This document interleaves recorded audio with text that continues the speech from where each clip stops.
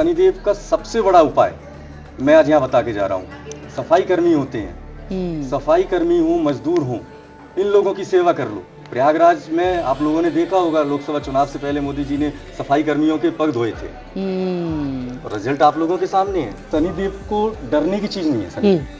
शनिदेव न्याय के देवता हैं, न्याय करती है। 12 राशियों में से हम चाहेंगे गौरव जी आप हमें बताएं कि वो कौन सी राशियां हैं जिनको शारीरिक कष्ट शनिदेव देने वाले हैं। हाँ, इसलिए मेडिकली लोग डरे रहते हैं कि शनि की 7.5 आ रही है, कि हमारी राशि पे शनि की ढैया स्टार्ट हो रही है, तो हमें ये कष्ट आएगा, वो कष्ट आएगा। शनि का गोचर क्योंकि मीन राशि में हो रहा है जी, तो मीन राशि में जब गोचर होगा तो मीन राशि की 7.5 का दूसरा चरण चल रहा है। हाँ।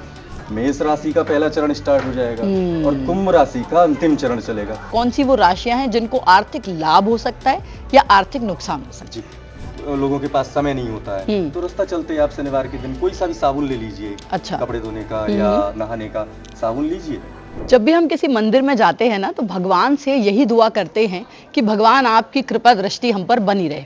लेकिन एक देव ऐसे हैं जिनके सामने मंदिर में खड़े होने पे यही दुआ की जाती है कि भाई आपकी दृष्टि सीधी हम पर ना आ जाए। वो हैं शनिदेव, और शनिदेव इस साल गोचर करने जा रहे हैं। इस महागोचर का कई राशियों पे असर होने वाला है। 29 तारीख को, 29 मार्च को ये गोचर हो रहा है और पूरे 30 साल बाद शनिदेव मीन राशि में प्रवेश करने वाले हैं। आखिर कैसे ये हम सबके जीवन को प्रभावित करेगा, ये बात जानने के लिए हमारे साथ हैं डॉक्टर गौरव कुमार दीक्षित, जाने माने ज्योतिषाचार्य, जाने माने वास्तु एक्सपर्ट। चलिए उन्हीं से बात करते हैं। गौरव जी, बहुत बहुत स्वागत है आपका। सबसे पहले राधे राधे। और मुझे बताइए कि शनिदेव की ये जो होने वाली है पूरा गोचर, इससे कौन बचाने वाला है और ये गोचर इतना लोग इससे डर क्यों रहे हैं? देखिए, सबसे पहली चीज तो आप लोग समझ लीजिए कि शनिदेव को डरने की चीज नहीं है। शनिदेव न्याय के देवता हैं, न्याय करती है। बिल्कुल। और उनके गोचर से कोई डरने वाली चीज नहीं है कि हम लोग डर जा रहे हैं, हाय तौबा मची हुई है चारों तरफ कि गोचर हो रहा है, गोचर हो रहा है। हर 2.5 साल पे गोचर होता है, कोई नया गोचर नहीं है। मीन राशि में गोचर होने जा रहा है तो लोगों में एक डर का माहौल है। डर का माहौल किस लिए है कि शनिदेव हमारी राशि पे क्या असर होगा, हमारी राशि पे क्या असर होगा। तो मैं आपको सीधे शब्दों में बता दूं कि हर 2.5 साल पे होने वाला गोचर है। इस गोचर में कि हर राशि पर कुछ ना कुछ प्रभाव पड़ता है। शनिदेव क्योंकि न्याय करते हैं जी, तो जो हमने अपने पिछले टाइम में जो भी कर्म किए हैं उसके आधार पे शनिदेव हमें उसका फल देते हैं जी। तो लोग इससे डर जाते हैं क्योंकि हम अपने दैनिक जीवन में बहुत सारे पाप पुण्य सब कुछ करते हैं, तो लोग इसलिए डरे रहते हैं। पहली चीज। दूसरी चीज, शनिदेव से डरने की बजाय शनिदेव को जानना बहुत आवश्यक है। बिल्कुल। कि शनिदेव हैं कौन और शनिदेव की दृष्टि क्यों खराब है, क्यों उनके सामने, आपका पहला सवाल यही था कि उनके सामने लोग खड़े होने से डरते हैं। तो शनिदेव की दृष्टि इसलिए खराब है कि उनकी पत्नी थी, बहुत बड़ी सती थी, देवी चित्ररथ। तो उन्होंने एक बार अपनी इच्छा प्रकट की थी शनिदेव के सामने कि मुझे पुत्र प्राप्ति करनी है। तो उन्होंने काफी देर तक उनसे कहा, कई बार निवेदन किया, लेकिन शनिदेव अपनी पूजा और तपस्या में लीन थे, तो उन्होंने उस पर कोई रेस्पॉन्स ही नहीं किया। अच्छा। और जब रेस्पॉन्स नहीं किया तो उनकी पत्नी ने उन्हें श्राप दे दिया गुस्से में आके कि आपने मेरी तरफ नहीं देखा, मैं आपको श्राप दे देती हूँ। जब भी आप किसी को देखोगे तो आपकी दृष्टि जो है वक्री हो जाएगी, आप जिसको भी देखोगे उसका अनिष्ट हो जाएगा। इसलिए लोग शनिदेव के सामने खड़े होकर पूजा नहीं करना चाहते जी। इसकी ये पौराणिक मान्यता है जी। माता पार्वती ने भी बोला था शनिदेव को कि देखिए मेरे पुत्र को, गणेश को, तो उनका शीश कट गया था, सबको मालूम होगा। तो इसलिए शनिदेव से डरने की जरूरत नहीं है, उनको समझिए, जो हमने किया है वो हमारे पास आएगा, सामने आएगा। बहुत सही बात आपने कही कि शनिदेव को समझिए। तो ये जो गोचर हो रहा है, इसमें 2 अहम बातें हैं जो मुझे लगता है हर किसी के मन में ये सवाल रहेगा। सबसे पहला सवाल ये है कि शनिदेव जो हैं वो कई बार आपको मेडिकली थोड़ी सी परेशानियों में डाल देते हैं। तो 12 राशियों में से हम चाहेंगे गौरव जी आप हमें बताएं कि वो कौन सी राशियां हैं जिनको शारीरिक कष्ट शनिदेव देने वाले हैं या ये गोचर के बाद उन्हें ये होने वाला है? नहीं, शनिदेव किसी को मेडिकली कष्ट नहीं देते। अच्छा, आप लोग बार-बार शनिदेव को यूं बदनाम मत कीजिए। नहीं नहीं, माफ कीजिए शनिदेव, मैं तो शनिदेव किसी को मेडिकल कष्ट नहीं देते हैं। शनिदेव का कारकत्व है स्लो चलना। अच्छा। वो जिस राशि में भी प्रवेश करते हैं तो उसकी चाल को धीमे कर देते हैं, या जहां भी दृष्टि डालते हैं जो भी उनके प्रभाव में आ जाती है उस सबको वो धीमा कर देते हैं जी। अब धीमा करेंगे तो मैं तो डेली काम करने जाता हूं, तो हो सकता है मुझे चोट लग जाए, एक्सीडेंट हो जाए। अच्छा। तो बिस्तर पे आ गया, मेरी चाल धीमी हो गई। हाँ। इसलिए मेडिकली लोग डरे रहते हैं कि शनि की 7.5 आ रही है, कि हमारी राशि पे शनि की ढैया स्टार्ट हो रही है, तो हमें ये कष्ट आएगा, वो कष्ट आएगा। आते हैं, ऐसा नहीं कि नहीं आते हैं, लेकिन अगर हम शनि के कारकत्व को यूज कर ले जाते हैं, क्योंकि भगवान किसी के दुश्मन नहीं है। सही बात। वो जो भी ग्रह आया है वो आपको देने आया है। हाँ। आप लीजिए, आप नहीं लेंगे तो वो आपसे लेना शुरू कर देगा। तो आपको शनिदेव से डरने की जरूरत नहीं है। वो जो चाहते हैं आप उसमें उसको अपनी लाइफ में अप्लाई कीजिए। शनिदेव अनुशासन के देवता हैं, अनुशासन में आप आ जाइए, नियम बना लीजिए किसी भी चीज का।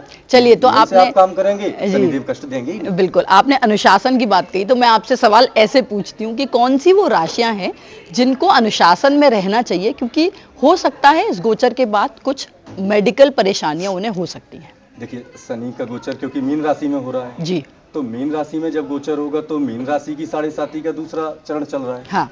मेष राशि का पहला चरण स्टार्ट हो जाएगा और कुंभ राशि का अंतिम चरण चलेगा, क्योंकि कुंभ राशि उनकी अपनी राशि है। अच्छा। तो वहां बहुत ज्यादा कष्ट नहीं होंगे, कष्ट तो होंगे पर उतने ज्यादा नहीं होंगे, क्योंकि वो उनकी अपनी राशि है जी। और अंतिम चरण है। मीन राशि वालों को दिक्कतें आएंगी, मीन राशि वालों को हेल्थ के इश्यू आएंगे, बैकबोन में प्रॉब्लम, नर्व्स में प्रॉब्लम, क्योंकि शनि पैरों में दर्द की समस्या देते हैं। अच्छा। नसों में देते हैं। पहली चीज ये जो मीन राशि है इनके साथ मेडिकल इश्यू आएंगे। मेष राशि का भी जो है 7.5 स्टार्ट होगी, तो मेष राशि वालों के लिए भी दिक्कतें आएंगी। इनका माइंड स्टक हो जाएगा, एक तो फाइनेंशियल प्रॉब्लम इनको आएंगी, इनका मनी भी स्टक हो जाएगा, कहीं भी फंस जाए। तो इनको अभी क्या है ना, शेयर बाजार या कहीं भी निवेश का प्रोग्राम अगर इन लोगों ने बना रखा है तो उसको नहीं करना है। अच्छा। उससे थोड़ा सा बच के रहिए, है ना। हेल्थ इश्यू आएंगे, आंखों में जैसे जलन, आई इन्फेक्शन, एसिडिटी, इस टाइप की प्रॉब्लम। ये मेष राशि वालों, ये मेष राशि वालों के लिए। मीन राशि वालों के लिए भी एक चीज और विशेष रूप से ध्यान रखनी, क्योंकि इनका गोचर लग्न में होगा मीन राशि के। तो जब लग्न में गोचर होगा तो सीधी 7वीं दृष्टि उसकी सप्तम भाव में पड़ेगी, जो हमारे जीवन साथी का भाव होता है। अच्छा। तो जीवन साथी के साथ भी हमारे इश्यू हो सकते हैं, हो सकता है लड़ाई झगड़ा हो जाए, या तो जीवन साथी आपके पति या किसी की पत्नी, उनके हेल्थ इश्यू भी हो सकते हैं। जीवन साथी के स्वास्थ्य से भी आपको तनाव हो सकता है। ठीक है, तो आपने मीन राशि के बारे में बताया, मेष राशि के बारे में बताया, और कोई राशि है? जी, इसके अलावा मैं सिंह राशि और धनु राशि वालों के लिए शनि की ढैया शुरू होने वाली है जी। तो जब इनकी ढैया शुरू होगी तो इनके साथ भी हेल्थ इश्यू आएंगे। अच्छा। हाँ, इनके लिए, धनु राशि वालों के लिए जो है थोड़ा सा संभल के रहना पड़ेगा। हृदय से संबंधित इनको दिक्कत हो सकता है। अच्छा। हाँ, केवल हृदय से ही नहीं, और भी समस्याएं हैं, पर इनको नियम संयम अपने जीवन में अप्लाई करना पड़ेगा। अभी से सावधान हो जाएं। तुला राशि वाले भी थोड़ा सा सावधान रहें। चलिए, तो पंडित जी ने सावधान कर दिया है, लेकिन आप सिर्फ घबराएं नहीं, इनके कुछ उपाय भी हैं जिन पे हम बात करेंगे। लेकिन उससे पहले मैं आपसे ये जानना चाहूंगी, जैसे हमने मेडिकली बात करी, आर्थिक एक परेशानी होती है जिसको लेके अक्सर लोगों के मन में सवाल रहता है। तो क्या इस गोचर से ऐसा कुछ होने वाला है, या कौन सी वो राशियां हैं जिनको आर्थिक लाभ हो सकता है या आर्थिक नुकसान हो सकता है? जी देखिए, क्योंकि ढैया खत्म हुई है मिथुन राशि की, हाँ, तो मिथुन राशि वालों को लाभ होना है। अच्छा। हाँ, इन लोगों के जो काम रुके पड़े थे काफी टाइम से, वो बनना शुरू हो जाएंगे। मिथुन वालों के शुरू हो जाएंगे। वृश्चिक वालों के लिए भी बहुत अच्छा समय है। प्रॉपर्टी वगैरह में अगर ये लोग निवेश करना चाहते हैं, कहीं ना कहीं से इनको लाभ हो जाएगा। इसके अलावा में, क्योंकि मकर राशि की 7.5 खत्म हुई है, तो मकर राशि वालों के लिए भी मुस्कुराने का टाइम है। अच्छा। ये लोग भी खुश हो जाएं। वृष राशि वाले, वृषभ राशि वाले भी, इन लोगों के लिए खुशियों का टाइम है। ये लोग खुश हो सकते हैं।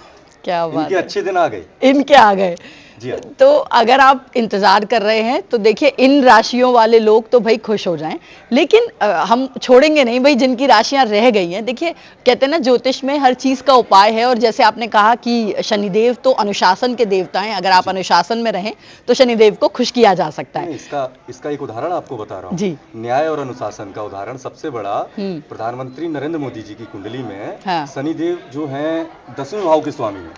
अच्छा। और 10वें भाव के स्वामी है। शनिदेव का सबसे बड़ा उपाय मैं आज यहाँ बता के जा रहा हूँ। सफाई कर्मी होते हैं, सफाई कर्मी हूँ, मजदूर हूँ, इन लोगों की सेवा कर लो। प्रयागराज में आप लोगों ने देखा होगा, लोकसभा चुनाव से पहले मोदी जी ने सफाई कर्मियों के पग धोए थे। रिजल्ट आप लोगों के सामने है। मोदी जी अनुशासन प्रिय हैं, न्याय प्रिय हैं। हाँ। तो आज आप देख सकते हैं उनका क्या है रिजल्ट। और यही शनिदेव ने, मुझे याद है, वसुंधरा राजे जी राजस्थान की सीएम होने की लाइन में थी, तो उनका मुझे जहाँ तक ध्यान है, राहु की दशा में शनि का अंतर्दशा चल रही थी। शनि ने उनकी चाल धीमी कर ली, और जैसे ही चाल उनकी धीमी हुई वो साइड हो गई सीएम फेस से।